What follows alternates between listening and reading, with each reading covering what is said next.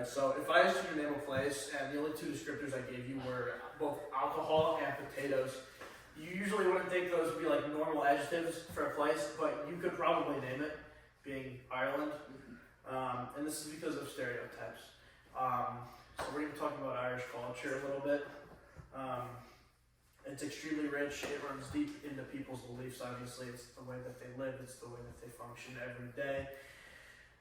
It's the way of their life, and it truly encapsulates them.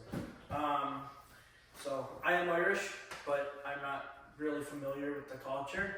Although, due to this project and its requirements, I have now raised an interest for what goes on in Ireland and what the culture is like there. So I've gone to some professionals, I've gone to some journalists, and we're going to take a look at what they have to say about how it is today compared to how it was, and if these stereotypes are true, mainly.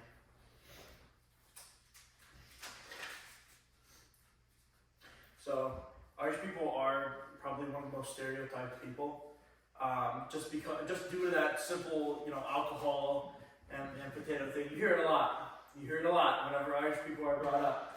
So, they don't necessarily do this anymore though. And the way that I found this is because starting in like the 1830s, there were many people who became something called teetotalers. And when you do that, you can't drink. And so hundreds of thousands of people signed up to do this, and the alcoholism rate went down really low. All-time lowest it's ever been. They drink a lot, right? Or this is a stereotypical image of what you would think would happen in Ireland. Even if the guy didn't have the hat, you'd maybe be like, oh, if you had to guess. The dark beer itself. The Guinness. Yeah. Yeah. Well, Guinness is very popular there also, but yeah. Why? So, But they don't drink the beer very cold. yeah. So, the other thing about this is the image. Is where did you get this from? Obviously, this is a reality image. That's just a real life picture of some dudes drinking. But another way that you can see it is with places like Hollywood. Hollywood depicts Ireland somewhat like this. Or a bar, maybe, would be the other image that you could also look at, like the last one. It's really the only two scenes that you see when anyone's playing a role in Ireland in a movie. It's either a large grass field or a bar, because that's what they're known for. There's a movie, it's called Wild Mountain Thyme. It's by John Patrick Stanley. And this movie, this is a scene, and it's literally, they just don't portray these massive fields the entire time. And it's a depiction of Ireland that you really don't see all that much when you're actually over there. Yes, there's a lot of field, but it's somewhat like where we live in Ohio, where most of Ohio is like a lot of field, but you don't really see it a whole lot because you don't go in those areas. Ireland is somewhat similar, but obviously much bigger. So, the way that they communicate over there is it's heavily emotional, but it's also a lot of storytelling. One of the most common things you see are leprechauns, right? So this is from some movie, but that's probably the most common one that you hear of from here, right? Leprechauns is the only thing you see. St. Patrick's Day, you hear about it, or I'm sure you've heard of it. So probably the most popular thing that's come from them. A lot of storytelling, things like that. The other big one was Children of Lear.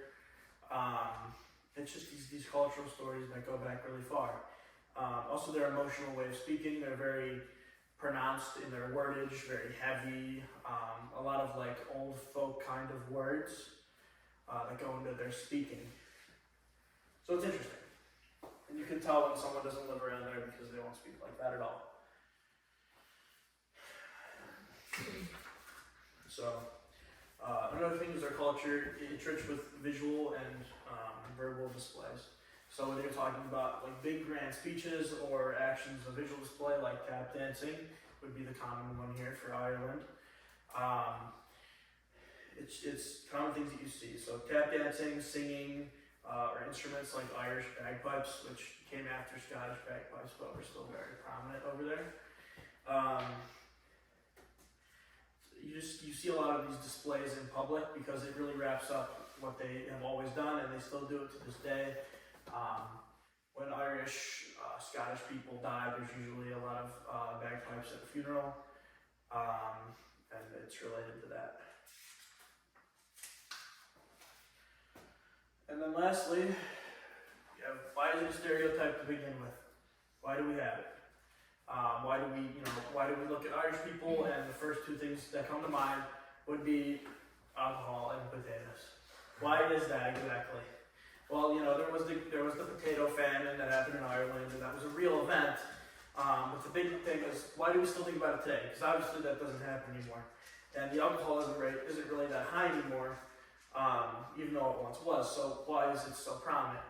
And the only real answer to this, according to Wisconsin-Madison University, I got this from, was just that stereotypes can continue even without reason to, or they can also continue just based off things like film.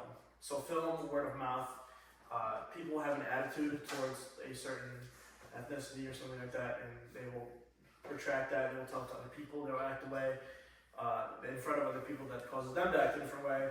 Or you see in film, in movies like the one I mentioned earlier, where they just display these scenes of Ireland that are so vague and just blatant towards what Ireland would imagine to be in your head, right? Even though it's not necessarily. So overall, their culture, it's really heavy with like I said, the wordage, stuff like that. Heavy stereotypes with them, and hopefully you get a little bit why. So next time, I guess when you watch a movie or something like that, you can apply that and say, okay, does this actually appear like if I actually went there and saw for myself?